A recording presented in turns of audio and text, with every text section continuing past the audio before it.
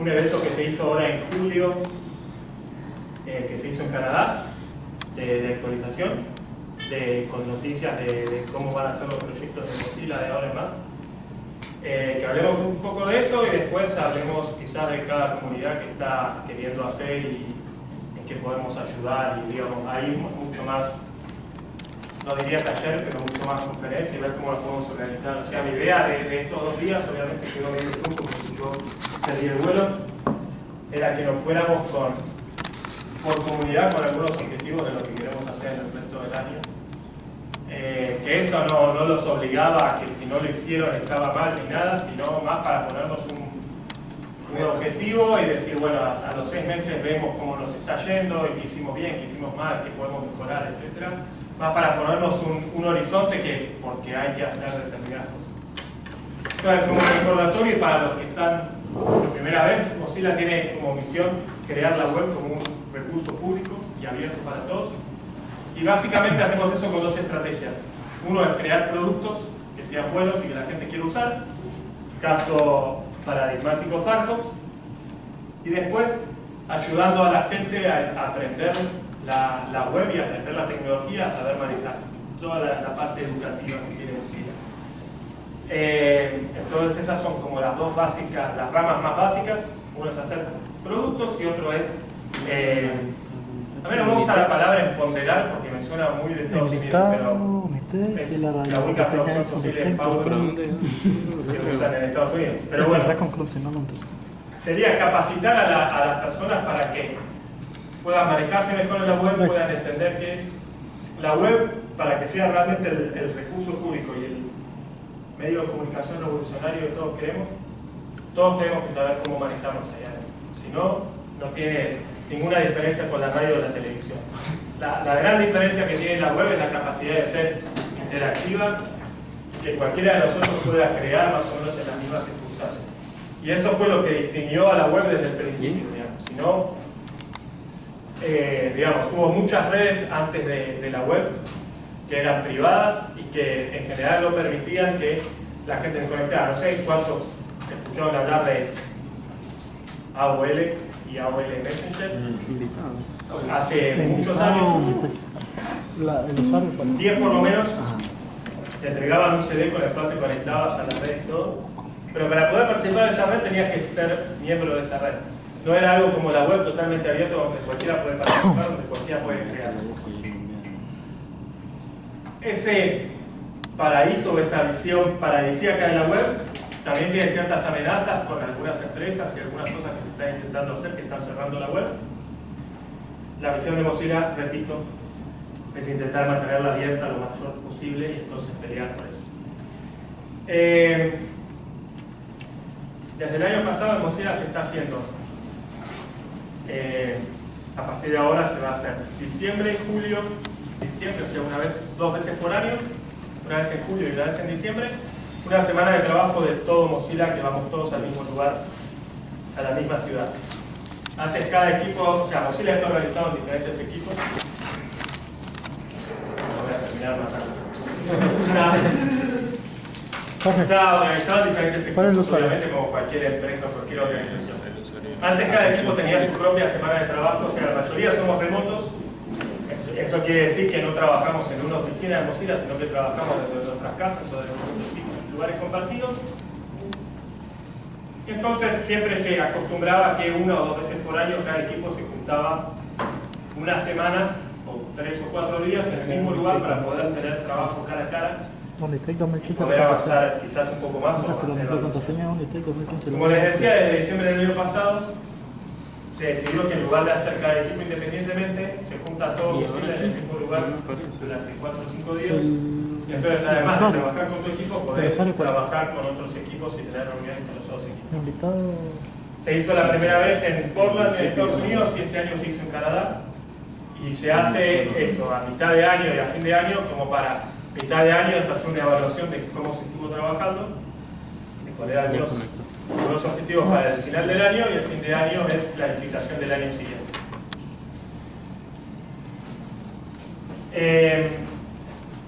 Como les decía, Whistler, como fue la de mitad de año, esta reunión en Canadá, no hubo grandes anuncios, no hubo grandes pero sí se habló, principalmente tuvo una temática así como casi todo, o sea, ¿cómo se divide esa semana? Tenemos charlas a las que van todas las personas a la mañana y a la tarde cada uno trabaja con su equipo. En esas charlas de la mañana tenían una temática en general que era vamos al espacio, que lo que quiere decir es, está cambiando. Antes nosotros teníamos la web como la web y nosotros casi todos llegábamos a la web vía escritorio, vía computadoras, y cada vez más hay gente que entra a la web a partir de los dispositivos móviles y que básicamente solo conoce la llegada a la web por dispositivos móviles, pocos tienen computadoras. Y eso está cambiando el ecosistema en varias cosas. En principio, que necesitamos estar en los dispositivos móviles porque si no, Mozilla no tiene ninguna incidencia. La incidencia de Mozilla, lo que puede tener como una organización sin fines de lucro, es tener muchos usuarios. Es la única capacidad de influir en algo de lo que está pasando. Si nos quedamos afuera de los dispositivos móviles, básicamente cada vez menos gente va a usar Firefox o cualquier otra versión libre, y el otro problema que tienen los dispositivos móviles, como sabemos la mayoría de nosotros, es que una vez que uno entra en un ecosistema es muy difícil salir. Es mucho más claro en el caso de Apple y iOS, que son mucho más cerrados, pero Android es lo mismo. Android también tiene bastante cerrado y a uno le cuesta pasarse. En general, si uno quisiera irse de un Android a un iOS, tiene los problemas de las aplicaciones, que acostumbrarse y todo eso. Entonces, en general se están convirtiendo en dos espacios totalmente diferenciados y donde es difícil entrar si uno es ajeno a eso. En el caso de Android, que en teoría es más libre, en verdad su código está disponible para descargar, pero nadie puede participar en el armado de ese código hasta que ellos no lo lanzan. O sea, Google solo maneja, tiene sus políticas.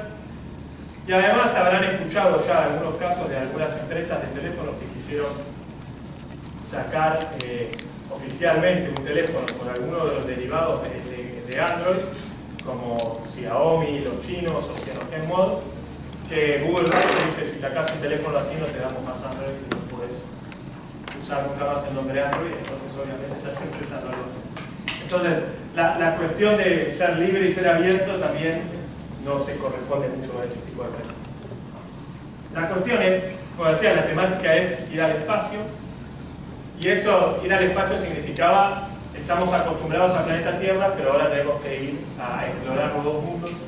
Los nuevos mundos son los dispositivos móviles, es lo que muy generalmente se llama el Internet de las cosas, dispositivos y la relación con cualquier dispositivo que esté dando vueltas, como por ejemplo los aires acondicionados, etc. Y el problema es que va a haber que experimentar mucho ahí y que no sabemos. Estamos acostumbrados a la vida en la Tierra, pero no sabemos a qué nos vamos a enfrentar en el espacio. Entonces, va a haber que experimentar mucho, nos vamos a equivocar, y cuando nos equivoquemos tendremos que rever qué cosas hicieron. Pero bueno, la decisión está tomada y vamos a ir ahí. O sea, Mozilla no se va a quedar en la computadora, porque no tiene mucho sentido. ¿Alguna pregunta hasta ahora? ¿Duda, aclaración? No sé, en la parte de desarrollo, no sé si Mozilla tiene otros proyectos en cuanto a móviles. Aparte, no sé, mejora la todo eso. No. Mozilla, o sea, directamente va a ser difícil que Mozilla se ponga a hacer esas cosas. Creo que el foco de Mozilla va a ser darle a Firefox OS, que es lo más cercano que tiene para intervenir las cosas, más posibilidades para que otras empresas tomen eso y hagan. Pero para agregar, pero si tú tienes alguna idea, ya sea con Firefox OS o con cualquier cosa, la puedes proponer lo que es Mozilla Labs, y es donde nacen todos los proyectos de Mozilla. Ahí. Sí, Mozilla Labs está un poco desintegrado, pero sí. Como proponer se puede proponer, pero es difícil, digamos. Mozilla como organización es chica y sus recursos son bastante limitados, sobre todo los humanos. Entonces es difícil que se pongan a hacer algo específico. Sí, yo preguntaba en el sentido que, digamos, si una comunidad agarra el código fuente y lo empieza a modificar, eso es libre. Eso lo puedes Y hacer. luego lo proponen, no sé. Lo propones y digo, por ejemplo, en la charla que lo iba a mostrar, pero iba a nombrar, hay todo un proyecto ahora de Mozilla y realidad virtual en la web, por ejemplo. Y esos son 2 o 3 personas que están trabajando en eso. Pero sí se está apostando porque se quiere ver Eso está bueno. ¿Qué podemos? O sea, la mayoría de estos campos lo que va pasando es que quedan solo cosas propietarias y no hay nada de software libre.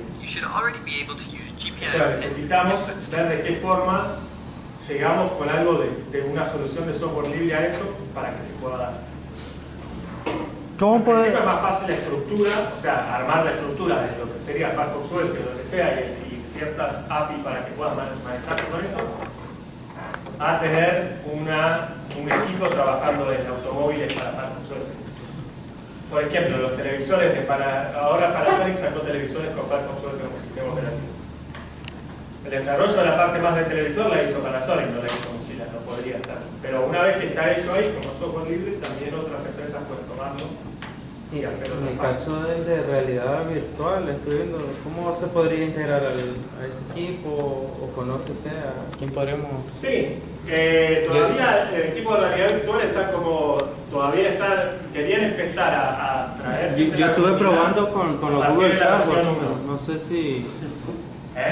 Yo estuve probando con los Google Cardboard, aquellos de cartón, y no le ponía el celular, no sé con quién podría. Ahora están trabajando con los Oculus Rift. Eso sería bueno. Yo quería conseguir un Oculus Rift, pero y miré que en el navegador Firefox ya se podía emular el. Cuando lanzaron la web de Mozilla era eso, utilizar los Oculus Rift.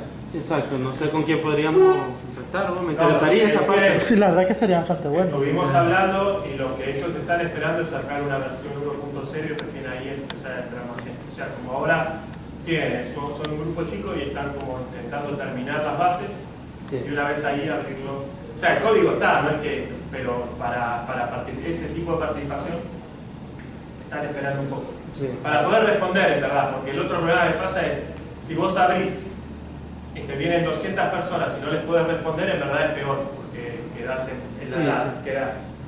Pero sí, la idea es abrir esa parte. Me imagino que quizás cuando lance los primeros juegos, y creo que vienen a final de este año, principio del otro año, para Oculus Rift, que ya el bug y las personas con más Oculus Rift se irán lanzando. Y que por ejemplo, miré un demo, me parece en internet, de ese Banana Pi era. No. Sí, era Banana Pi. Sí. Era el motor de Quake corriendo en Firefox. Entonces me parece que con la realidad virtual lo que hacen es dividir la pantalla y poder. Yo creo que hay hay más cosas, pero el problema es que creo por ahora, por ejemplo, ahora a fines de agosto está el Brasil JS, que es un evento de JavaScript muy grande que se hace en Brasil, y va a haber una computadora mostrándolo de realidad virtual, pero estos quieren llevar una computadora muy específica porque saben que con esa funciona. Está todo tan en pruebas que no es tan fácil, no es que lo instalás en tu computadora y seguro anda. Ya. Entonces, no hay proyectos directamente en este momento de Mozilla para automóviles y todas esas cosas, pero sí para. Para móviles. Te entendí, automóviles. No, móviles. Para móviles, bueno, tenés lo de Firefox User, pero además hay un proyecto que lo hace una de las personas de Telenor, no recuerdo ahora el nombre de ese, que lo que hacen es usar los teléfonos como un Arduino, básicamente. O sea, el Firefox OS, pero sin interfaz gráfica. O sea, usan Firefox OS para llegar al hardware del teléfono y usar todos los sensores del teléfono, porque los sensores ya están ahí. El de Telenor es Jan Jong-un. De hecho me comuniqué con él para formar parte de lo que iba a presentar. Él es el que se está dedicando y creo que también está haciendo una especie de cámara que funciona con Firefox OS. Cámara de foto. Algo así, con también algunos sensores para hacer una aproximación al Internet de las cosas. Sí, por eso, porque como se inició con MaxTeach, aunque no llegó, y el NoFont que lanzaron también con Firefox OS, o sea, adaptar el código a cualquier dispositivo. Sí, y hay proyectos internos de Mozilla también de Internet de las cosas, pero. Y el año pasado se presentó en el Congreso, el año pasado no, este año, a principios de año se presentó en el Congreso de Dispositivos Móviles uno que es Roosevelt, que era un reloj redondo, como si fuera el viejo, pero adentro de una pantalla y todo eso la comparte. Entonces, algunas de las otras noticias que esto ya se está empezando a hacer, pero Firefox Va a continuar la actualización como es ahora, cada 6 semanas, es lo que están teniendo, pero va a haber una más grande en noviembre y una más grande en junio. Más grande significa que quizás no tantos cambios, pero sí mayor parte de difusión de esto es lo nuevo que está entrando para hacer 2 grandes campañas a lo largo del año, como se hizo con la de Firefox 10 que cumplía 10 años, o sí, esta fue la última, o la de Fox Y ahora, o sea, como focalizar en solo 2 lanzamientos por año. La de Hello también, la de Hello Pro. No, Hello ya fue el otro año, el año pasado, pero sí.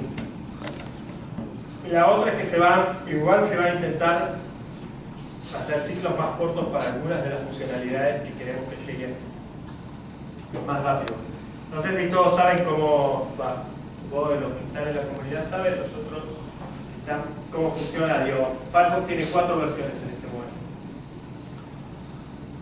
El código va pasando de una versión a la otra cada 6 semanas automáticamente. O sea, la primera es Nightly, que es la nocturna, en la que se supone que es más de pruebas, que se actualiza todos los días, que por ejemplo hasta hace 2 días venía fallando, a mí nunca se me cerraba y hace 2 días empezó que se me cerraba cada tanto, pero bueno, hicieron algo que tuvo problemas hasta que lo arreglen. De Nightly pasa a lo que ahora se llama Developer Edition, antes se llamaba Aurora, ahora se llama Developer Edition, que es una edición especial para diseñadores web que tiene más herramientas de diseño y que lo atribuyen para probar las cosas que estuvo haciendo. Después de ahí pasa a beta. La versión beta se supone que es para ciertas pruebas, pero ya debería ser suficientemente estable, y después la versión estable. Todo ese ciclo son 6 semanas, 6 semanas, 6 semanas, 6 semanas, o sea 24 semanas para pasar de una cosa a la otra. El problema es que muchas veces hay funcionalidades que ya están listas en Nightly, que ya se sabe que funcionan bien, y se tiene que esperar todo ese ciclo para que pase finalmente hasta la estable. Y no tiene sentido, hay cosas que ya se saben que funcionan y podría ir el código directamente al estable y estar ahí. Entonces se va a intentar cambiar eso para algunas cosas, generarlas y pasarlas directamente al estable. Y en todo caso tener una opción en el estable que diga quiero probar cosas nuevas y te habilite algunas cosas nuevas y probar ahí que funcione. Lo otro que hasta ahora está siendo un poco polémico, que es a ver los que son la comunidad, ¿cómo se sustenta Firefox? ¿De dónde Mozilla saca el dinero para hacer lo que hace? Son relaciones comerciales con los partners y claro, siempre es bueno, yo te ayudo económicamente, pero tú me integras de alguna forma a tus productos. Así se ha hecho. ¿Y qué partner principalmente? Principalmente es el buscador, es la que más da. Muy bien, han estudiado. Bueno, entonces la cuestión es cada vez que ustedes realizan una búsqueda en Firefox, la empresa por la que ustedes buscaron, ya sea Google, Yahoo, Bing, la que sea, ganó dinero. Eso ganaron dinero porque pusieron publicidad, que alguien les paga por eso. De eso que ellos recibieron, un porcentaje se lo dan a Mozilla. Un mínimo porcentaje. Ese mínimo porcentaje es mucho dinero, pero al mismo tiempo nos hace muy dependientes de solo los buscadores. Entonces están intentando buscar formas de variar esa entrada de dinero y hacer conseguir otros socios y otras formas de hacerlo. Una de las primeras que se está probando son los... Acá no tengo internet, pero... Sí, tiene, solo tienes que abrir Guillermo, estaba viendo, por ejemplo, lo último, bueno, la integración con Pocket ha sido bastante controversial por el asunto de que estamos hablando de un servicio de software privativo y que es un servicio en la nube. O sea, he visto mucho rechazo en algunos sitios web, en las cajas de comentarios que hablan de esos temas, y otros que sí, realmente entienden el asunto, que Mozilla no es una empresa que se sostenga a sí misma porque, o sea, somos una fundación que nos sostenemos a través de este tipo de convenios, Y también defendían que bueno, es cierto, el servicio es privativo, pero la integración que se hizo es con software libre. O sea, el cliente es software libre, es decir, el backend, y ya es privativo, bueno, ni modo. Pero ese era un punto como a favor de el saber que esa integración sí era software libre, al menos en la parte del cliente. Sí, la de Pocket es ligeramente diferente porque con Pocket no hubo un acuerdo económico. La decisión con Pocket y con otros experimentos que se hacen de esa manera es: nosotros no podemos hacer todo, y si existen compañías o otros servicios que ya estén brindando eso y nosotros nos podemos asociar y lo están haciendo bien, mejor nos asociamos que poner gente a trabajar en esa funcionalidad. O sea, no reinventar. Sí, ¿para qué reinventar la rueda si ya existe? Exactamente. Igual es cierto que tiene discusiones por todo eso, porque Pocket es externo y todo, pero se hicieron cambios en la política de privacidad de Pocket. Se intentó influir en lo que ellos hacían. Y la relación viene porque Pocket en principio fue un add-on para Firefox, ahí empezó y entonces se conocía ya. Y es bastante seguro y bastante utilizado. Sí, entiendo igual, digo, la cuestión, entiendo la polémica y todo, nada estaba activado, o sea que no tenías, si vos no querías usarlo, podías no usarlo. Yo la verdad es que lo usaba de antes, entonces a mí me cuesta más pensar cuál es la parte negativa, porque yo lo usaba de antes y a mí me sirve. Bastante útil, la verdad. En mi caso muy particular, el lector de libros electrónicos que tengo tiene también Pocket, entonces yo puedo mandar mis páginas directamente ahí, a mí me soluciona un montón de cosas. Entonces yo lo tenía desde antes. Y entonces en lo que entiendo eso es que Mozilla podría, que ya estaba el modo de lectura y de compartir cosas, pero inventar toda la parte de pasarlo a lectores electrónicos y todo eso es más difícil. Mejor que alguien que lo esté haciendo. Pero bueno, lo que sí se está haciendo con proyectos y probabilidades de obtener réditos económicos son las miniaturas, como en inglés se llaman tiles, en español lo traducimos como miniaturas, que es cuando uno abre una ventana nueva, aparecen sugerencias. Vieron ahora, pasa que no tengo internet, entonces poco les podría ver, pero cuando abren una pestaña nueva les aparecen entre 6 y 9 iconos, en las cuales en general se basan en el historial de uno, entonces son las páginas que uno más utilizó. Sí, pero es que no dice el proceso a la red debería ser habilitado en uno, ¿no? Si no me dice tu equipo, pero no te va a dar de conectarse a la red y volver a conectarse.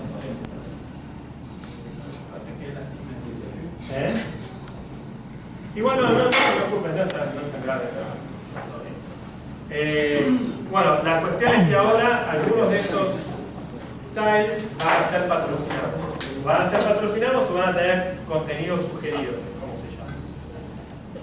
Entonces, algunos productores de contenido, como diarios o páginas web, pueden publicitar ahí. Y entonces, entre las 6 o 9 que tenemos, alguna aparecería con un comentario sugerido, con contenido sugerido.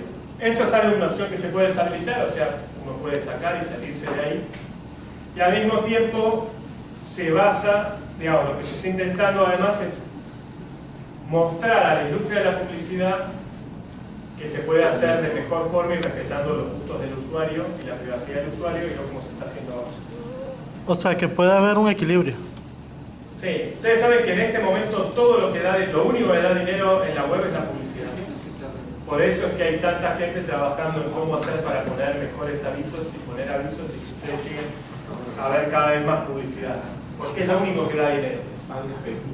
Hasta ahora lo que se hace es que queda registrado, la mayoría de la navegación que hacemos nosotros, queda registrado por diversas cookies o trampas, como algunos GIF o JPG que están ahí, que van registrando todo lo que nosotros hacemos para después poder ofrecernos la publicidad que más nos interesa, supuestamente. La idea de Mozilla que se hace, está la descripción ahí de cómo hace el servidor. En verdad es que nuestro navegador sabe, porque nosotros estamos usándolo todo el tiempo, cuáles son las páginas y cuáles son nuestros intereses, y puede crear un perfil y a partir de ese perfil muestra el contenido que cree más recomendable para nosotros, pero no comparte ese perfil con ningún externo. Entonces baja todo el contenido, lo descarga todo, es una descarga que es muy chica y solo nos muestra lo que nos puede llegar a interesar.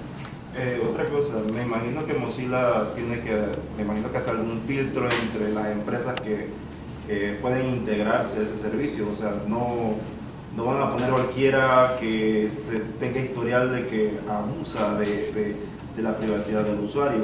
Me imagino que tiene algún tipo de estándar. Sí, va a haber el acuerdo es que tiene que ser de determinadas características de organización, etcétera, a acercarse a los valores de Mozilla.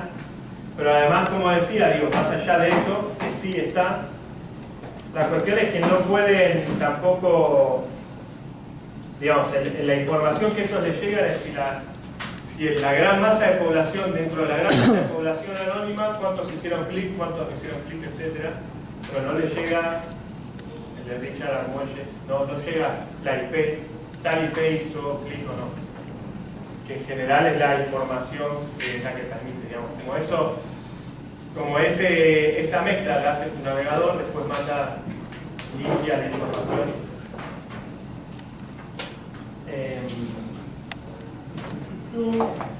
Y bueno, y la otra cuestión que es importante y que para Mozilla es un cambio es esto que les decía, que como la llegada a los dispositivos móviles es cada vez más importante, que se decidió que se iba a intentar estar en casi todos los dispositivos móviles, incluyendo iOS. ¿Y por qué digo incluyendo iOS? Porque iOS es la que obliga a Mozilla, bueno, a todos, pero a Mozilla inclusive, a tener que no usar exactamente todo Firefox, porque iOS no permite usar otros motores de JavaScript en su... Pero prácticamente tendría, ellos lo que quieren es que utilicen el mismo WebKit que siempre utilizan para Safari. Exactamente. Entonces no permiten. No permiten otras cosas. Sí. Entonces se decidió que igual no se podía dejar a todo ese público sin una opción de Firefox, se va a hacer un Firefox para iOS, que ya está. ¿En qué estado está usando? Ya está en beta, debe estar. Hay un beta que se puede probar. Sí. Porque sé que las localizaciones ya están casi todas terminadas, está todo ahí. El problema es que, por ejemplo, está cerrado que ni siquiera es fácil probar las betas. O sea, no es que uno puede descargar la beta e instalarlo en su teléfono, como en otras plataformas. Entonces hubo un momento donde si tenías un dispositivo con iOS podías presentarte y Mozilla te daba una clave o una llave para poder entrar y acceder a un lugar donde podías instalártelo para probarlo y ayudar, pero no está libre. Pero bueno, eso fue que también implicó bastante discusión interna porque implicaba no usar, digamos, ustedes saben que la parte diferencial, o una de las partes diferenciales de Firefox es su motor de render Gecko, que es diferente al de WebKit y etcétera. Y Spartan es el nuevo de Microsoft. ¿Es el nombre Spartan? Es el del Trident, creo que no, Trident era el viejo. Spartan era el nombre código de... Claro, es el nombre en código de Edge, pero no es el nombre del motor de render. No, creo que se llama el motor de renderizado. Es el motor de renderizado, quiere decir la parte del navegador que lee el código HTML y lo dibuja. Cada una de las empresas tiene uno diferente. Por eso es bueno que sean estándar. Digo, ¿por qué hay un estándar? Para que todos esos motores de renderizado sepan que tienen que dibujarlo de cierta forma y no de otra, y no que cada uno se le ocurra cómo va a ser que una página se tiene que ver, y que entonces yo como desarrollador web sé que si sigo los estándares todos los navegadores me lo van a mostrar igual y a mí no me importa lo que quiere usar el usuario es libre de usar el navegador que quiere, pero va a ver mi página de la misma manera. Como decíamos, en general iOS no permite que se usen otros motores de renderizado, entonces la discusión en Mozilla fue fuerte si aceptaba ese límite y entonces usaba otro motor de renderizado, pero le daba ciertas características que lo hicieran equivalente a Firefox para brindarle ese servicio a los usuarios. Se definió que sí. Después Firefox OS, los que conocen los dispositivos que se vendieron acá en Honduras era el 1.3, ¿no? Todavía. No hay. Es que aquí no hay Movistar. Bueno, no es solo Movistar que lo saca. Como no hay Movistar, me imagino que no lo sacaron, ¿no? American Móvil no lo incluyó con Plan, no me incluyó. Sí. Entonces no lo incluyó contigo, creo que Pero, American Móvil no. En México, digo. En México no, en México fue con American Móvil. Sí, pero American Móvil la venía claro y no lo incluyó en Centroamérica. No, en ningún lado todavía. Bueno, Firefox OS, que es el sistema operativo para dispositivos móviles, para teléfonos, o en principio era para teléfonos, la mayoría de los teléfonos que están a la venta ahora son con la versión 1.3. Básicamente lo que se hizo es que cambió el nombre, que era lo que hablábamos ayer. La nueva versión iba a salir con el número 3, se decidió cambiarla a la 2.5. Y además, fue una de las preguntas o de las cosas que hablamos, aparecieron unos dispositivos Sony que se dieron justamente ahí en Canadá para algunos empleados, pero son solo dispositivos para prueba interna, digamos, para empezar a probar el teléfono y ver las nuevas características si funcionan. No va a haber un teléfono con Sony, o por lo menos no está anunciado que vaya a haber un teléfono con Sony, pero bueno, eso estaba abierto y se podía después lo promocionar. Hay una ROM para algunos dispositivos Sony si se quiere probar. Porque la misma Sony hizo hace un tiempo para algunos Xperia, hizo ciertas normas.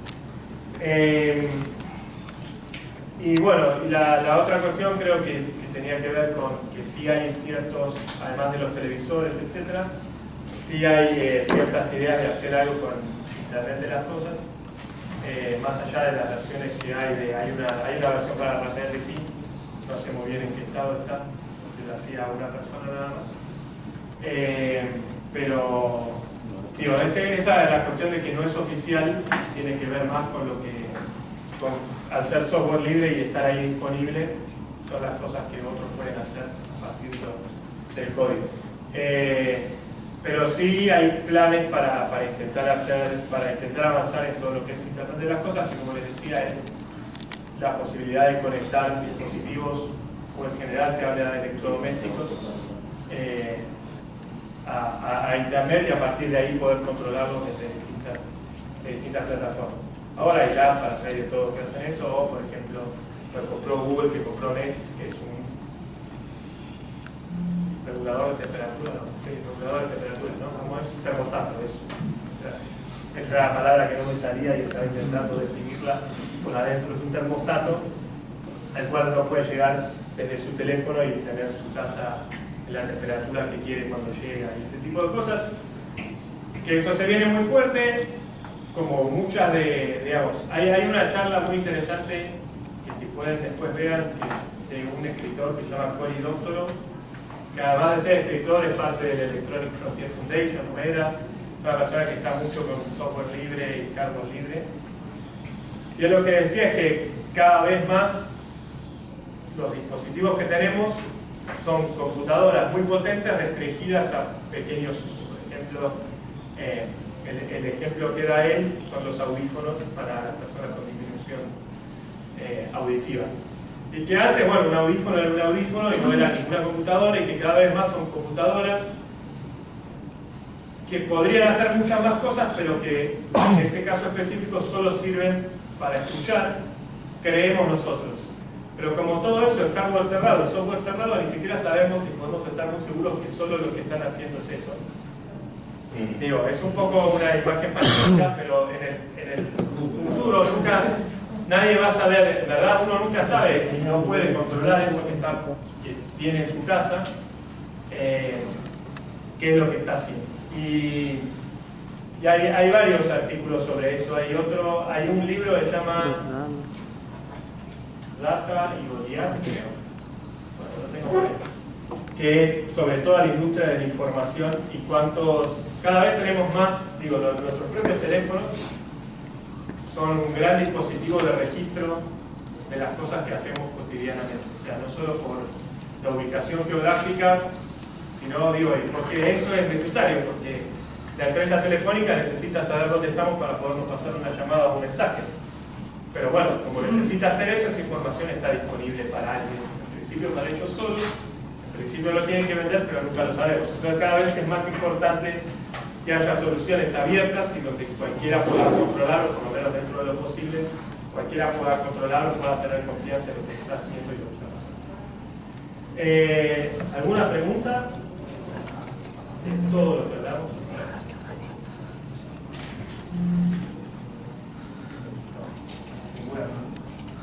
Bueno, esta era más la parte de charla y de actualización de lo que estamos haciendo. Tengo una pregunta. pregunta. Como dije antes, me gustaría que veamos un poco más o menos comunidad por comunidad que están queriendo hacer, cómo podemos avanzar y ayudar en eso que están intentando hacer y ponernos objetivos, etc. No sé, ¿qué comunidad quiere empezar?